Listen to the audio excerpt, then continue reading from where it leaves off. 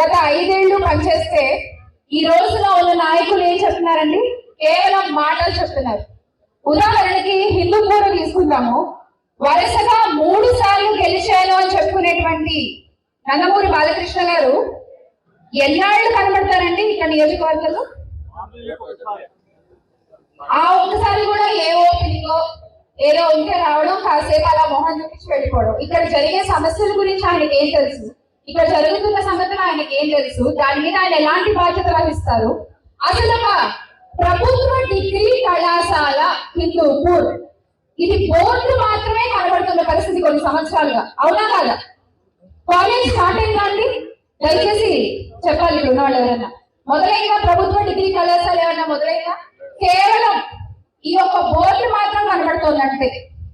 మరి 3 సార్లు వరుసగా ఎమ్మెల్యేగా గెలిచారు. 15 సంవత్సరాలు ఒక కాలేజీని మొదలెట్టలేకపోయిన ఒక ఎమ్మెల్యేగా ఆయన ఉండే అంట, లేకపోతే